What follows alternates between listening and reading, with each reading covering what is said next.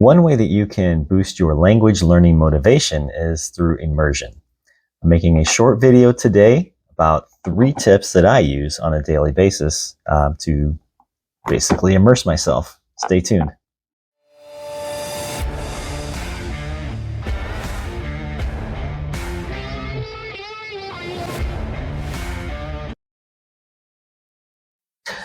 So there are, I guess for now, 2 major ways that I know of to immerse yourself in your target language.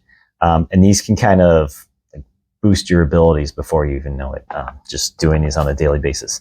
Of course, the big one is going to that country that speaks the target language, whether you're going there to visit or you're going there to just live for a period of time. It forces you. I know both times I was in Japan, just the first time I was there for 2.5 weeks. The second time I was there for like 9 days. It felt like months of studying just being there in that short period of time. Every time I kept left, I realized that I was speaking a lot more by the end of the trip.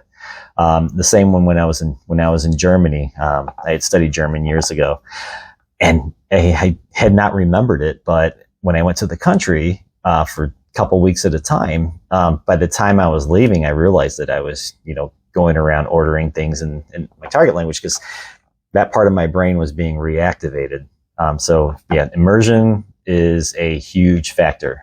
Without it, you're just studying and I don't know, why study the language if you're not going to use it? So do your best to immerse yourself.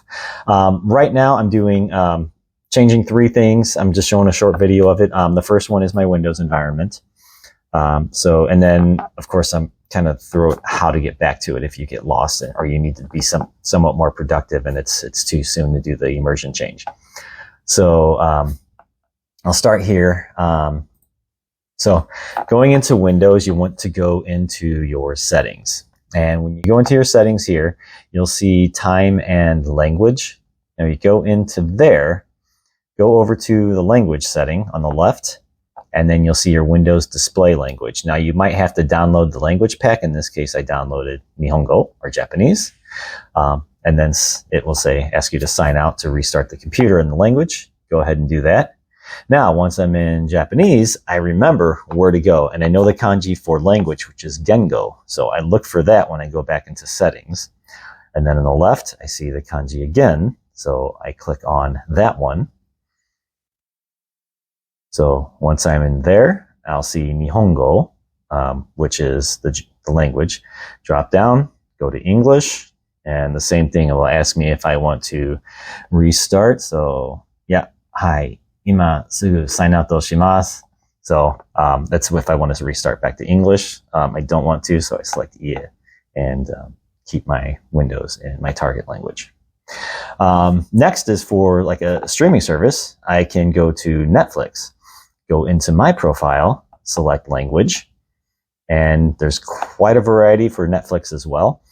And the cool thing about Netflix is this is just for my next Netflix environment to go to my target language. Netflix also has tons of languages, spoken and subtitles, that you can alternatively switch to as well. So you can go through your entire environment in that target language, watch your shows, and it doesn't have to be from that country. It can be, like, for instance, I love that show, The Witcher. Switch it to Nihongo. So watch The Witcher in Japanese. I can put the English subtitles in because it's not going to make a lot of sense to me at first. I'll pick up a lot of things, but throw the English subtitles down there. And then for the real challenge, take the subtitles away or put Japanese subtitles at the bottom. And then, of course, you can always go back, same way as in Windows, find your, the word for language in your target language, get to it, change it back to your native language if it's proves to be too challenging. So then, I can go through the menu for Windows here. Yeah, not Windows, Netflix. So there's shows like Band of Brothers. Sometimes it'll give the English description. Other times it'll go straight to the target language and show the entire thing.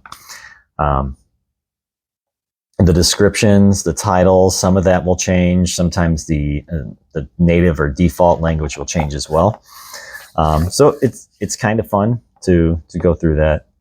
Now let's go ahead and go to the next thing.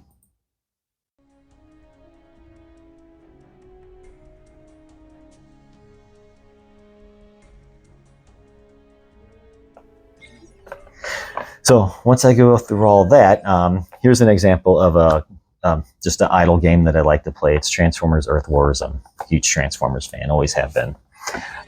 In this one, you can do it's kind of a neat immersion technique. They have alliances from all over the world, so I can join an alliance from another country. In this case, I joined a Japanese alliance. Now I can go into my language, switch it to Japanese, same way. And the cool thing about this is the United States Transformers is owned by Hasbro, and it was originally created by Takara Tomy, or Tomy Takara Toy Company. So when you switch the language, the licensing company switches as well. It showed at the bottom screen. So now I am completely playing a Japanese version of Transformers, including the voice actors. So in the American version, Peter Cullen, it has him throughout the game doing the voice of Optimus Prime. In this version, it's the anime voice actor, I believe. Someone can verify that if you know for sure. But it is shown the name for Optimus Prime has now been changed to Convoy, which is Convoy, and that's his name in the Japanese anime. And then they get my combiners and things like that. They'll either have the Transformers name or the anime name, like I think Blaster was called Twin Castle or something like Twin Castle. And then some of the names are just the same. It's fun to play around, go through the whole list and see what's different and what's the same. So yeah, just going through the battle, you can hear the voice actor for that plays Convoy calling out commands and things like that. So that's kind of fun. Skipping ahead, there's just go through the battle. At the top is kind of cool because there's a timer at the top. It shows 2 minutes and 50 seconds roughly. So you can get used to the kanji for those types of things. This is kind of an immersion technique. And then I walk my combiner down there and blast him in the chest. It's fun. It's just a silly little game though. Anyways, that's about it. Okay, so that was just a 3 quick examples of something that you can do for immersion. There's a lot other ones. I can make some more videos, post a few more things that I like to do, and then find out what you want to do as well. You might use some other system if you're a Mac user or an iPhone user. Explore it. Before you go doing it, make sure you can go back so you're not stuck in your other language and not know where to go. So that's all I have for today. If you enjoy this type of content, please hit the like button, subscribe, and leave a comment in the comment section below with any suggestions or tips and tricks that you might have to share with others. So everyone have a good day. Century out.